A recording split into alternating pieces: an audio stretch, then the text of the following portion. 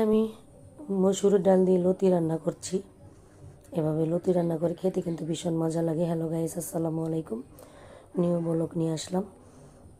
আলহামদুলিল্লাহ আলহামদুলিল্লাহ আমি কিন্তু নিজের বাড়িতে এসে পড়েছি। তো অনেক দিন ধরে ভিডিও ছাড়তে পারি না, তো এখন থেকে নিয়মিত ভিডিও আমি ছাড়বো। এটা মসুরের ডাল দিয়ে লতি রান্না করে রসুন দিয়ে বাগার দিয়েছি। এখানে কিছুই মশলা লাগে নাই, হলুদের গুঁড়া কাঁচামরিচ পেস্ট দিয়েছি। তো এটা আমি সুরমা মাছ হলুদের গুঁড়া মরিচের গুঁড়া লবণ দিয়ে মাখায় রাখছি। এখন আমি তেল দিয়ে ভেজে নিচ্ছি। তো একটু ভালো করে ভেজে নিলাম। সুরমা মাছের ভিতরে কিন্তু অনেক গোস্ত, এই জন্য একটু ভালো করে রান্না করলে কিন্তু খেতে ভীষণ ভালো লাগে। ভাজা খেতেও কিন্তু ভীষণ মজা। তো এটা আমি মিষ্টি লাউ ভেজে নিচ্ছি। এভাবে কিন্তু ভাজা করলে মিষ্টি লাউ খুবই খেতে ভালো লাগে।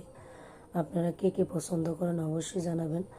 আমার রেসিপিটা যদি ভালো লেগে থাকে, আমার ইউটিউব চ্যানেলের নাম নাজমা রান্নাঘর, অবশ্যই আগের মতো সাপোর্ট আমাকে করবেন, আমার চ্যানেলটাকে সাবস্ক্রাইব করে দিবেন। তো আমি মাছ ভেজে নিলাম, মিষ্টি কদুটা ভেজে নিলাম।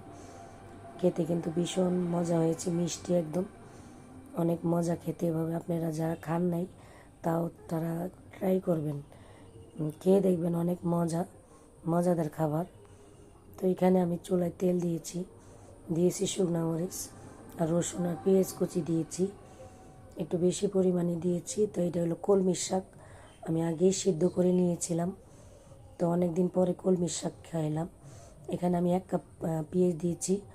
এখানে 6-7টা গলদা চিংড়ি আমি একটু কেটেই দিয়েছি, খোসা ফেলিয়ে ফালাই দিয়েছি। তো সেখানে আমি একটু সামান্য হলুদের গুঁড়া কাঁচামরিচের পেস্ট দিয়ে রান্না করে দিলাম। পুঁই শাকের ডাঁটা খেয়ে দেখবেন অনেক মজা হয়েছে। আল্লাহ হাফেজ।